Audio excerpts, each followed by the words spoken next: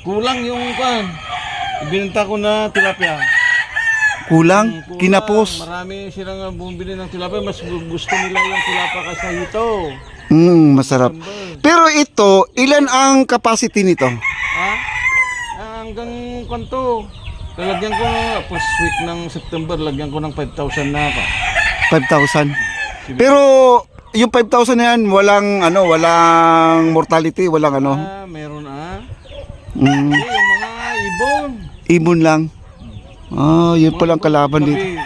Yung mga kingfisher. Hindi pala ko. Grabe guys, oh. Ayun, may nyug pa siya mga kaibigan. Ang lupa niya, hindi lang hanggang dito ang lupa niya mga kaibigan. Hanggang doon pa ang lupa niya, malawak pa dito, no? Ang mga green na. Ayan. Ito. Ayan. Pati yung palayan na yan, sa'yo pa yan. Oh. Grabe, laki no? Pati yung bundok, doon, tawid pa doon, sa kabila. Yung mga taniman lang, 1.9 hectare. 1.9. Oh, Paano kayo nag-umpisa nitong farming nyo? Nung after 1 year, nagkain ng baboy dahil animal husbandry siya. At saka yung parents namin, Oo.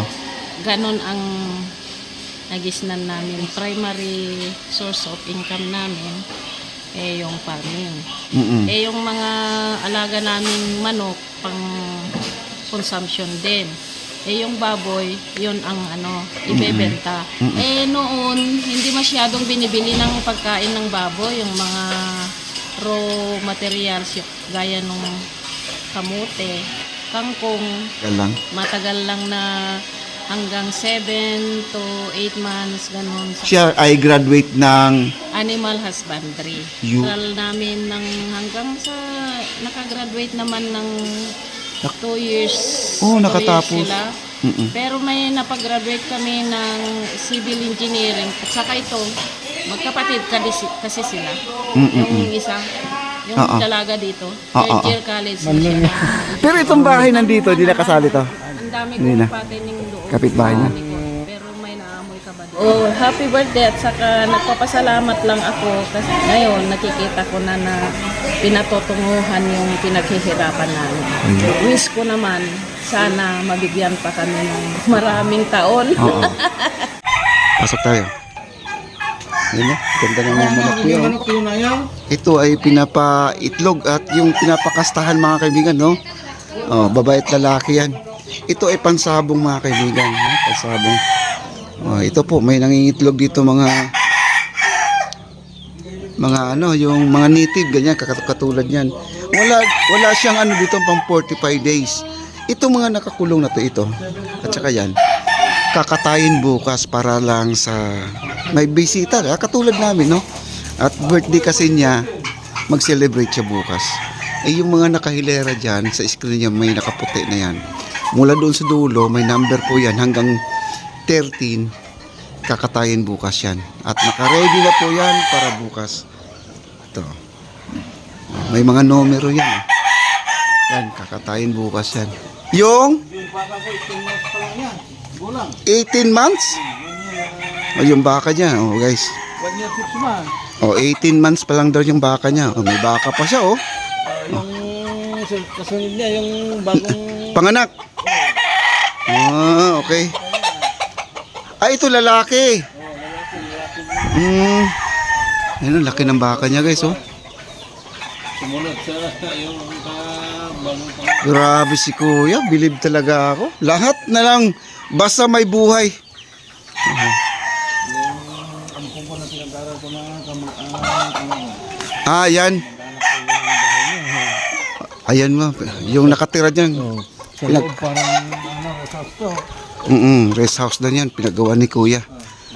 At marami siyang mga pinapaaral niya mga kaibigan, no? At kumbaga scholarship niya. College na. Graduate na. Ayan po, ito po ay isa sa maganda. Oo nga, no? Parang rest house, Safe house. Oo nga, no? Talagang probinsyang-probinsya ang dating, no? Dito sila natutulog, yung nagpapakain kanina. Yung mag-asawa na. Yung mag-asawa lang. Yung mga nagpapakain. Yung kwarto yung isa sa kabila. Yung isa. Itong kwarto na to. Yung nagangkuan niya sa kwarto ng Tapos, dito, ano tong bahay nandito? Pang kubo. Ito yung tinatambayan mo. Wala na nang kasi ikuha ko sa pispang ko to. Ilalagay mo, ililipat. Nililipat ko. Tapos may swimming pool ka doon, Oh. Ayan, may swimming pool pa, guys. Apo ko. Talagang napakasimple lang ang buhay dito sa probinsya. Nandito po tayo sa Abra, guys, at hindi po natin masabi ang buhay talaga natin. Darating talaga ang panahon na magiging ganito na po talaga, no? Isang bago lagyan ng tubig. Pag dumating yung apo mo, no? Oo. Yan, no? Para sa mga pugo. At saka ang maganda dito, guys, naka-solar siya. Hindi po siya gumagamit ng kuryente. Pero may kuryente pa rin na galing po sa, Luelco. Abre ko. Yan ang mga kako. Yun ang panel niya sa ibabaw, guys. Yan, no? Yan, no? 7. Ang laki ng panel niya. Ayan. Ito yung aparato niya. Ayan, no? Talagang mapraktikal. Nasa bukid po tayo, guys. Di po tayo magsisisi na darating talagang panahon na ganito na po magiging buhay natin. Yan po at malaking tipid po sa kanya ito dahil sa kanyang pagpa-farm. Talagang siya po ay may idea, hindi po siya natatakot na kung ano man po mangyari sa kanyang farm kasi siya po ay graduate ng 4 years sa stock, no? Yung parang sa mga livestock na katulad nito. Kita naman, ang kanyang mga alaga, napakarami, no? Grabe. 1.9 hectares pala ito, mga kaibigan, ang kanyang bahay, no? Ito yung harap ng bahay niya. May tindahan siya, at saka may tangke. Yan. At ito, guys, malapit na rin to sa Mountain Province, guys, malapit sa Sagada kasi medyo malayo na rin to. Ikot lang po sila. Ito po yung mga bisita natin. Ay, kailangan na kasaksak. May wifi ka na? Wala. Nabigyan na sila. Oo. Peso. Ayan, guys. Ang kanyang solar. No? Yan, at mag-umpisa na po sila ito yung service namin, guys. Nakarating dito sa bukid, no? Wow. Tingnan mo dito ang kalsada. Ito yung kalsada niya.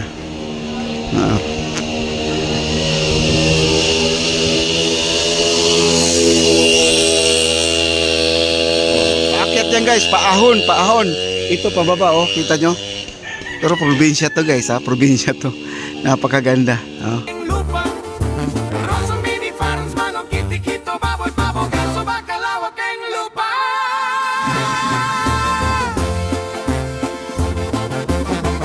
Ay, eu sou Trugaki. Rosa Mini Farms, Manok, Kitty, Kito, Baboy, Pabo, Ganso, Bacalao, King Lupa. Rosol Mini Farms, Manok, Kitty, Kito, Baboy, Pabo, Ganso, Bacalao, King Lupa. Reggie. Rosol Mini Farms, Manok, Kitty, Kito, Baboy, Pabo, Ganso, Bacalao, King Lupa. Rosol Mini Farms, Manok, Kitty, Kito, Baboy, Pabo, Ganso, Bacalao, sa Angler, hindi lang sa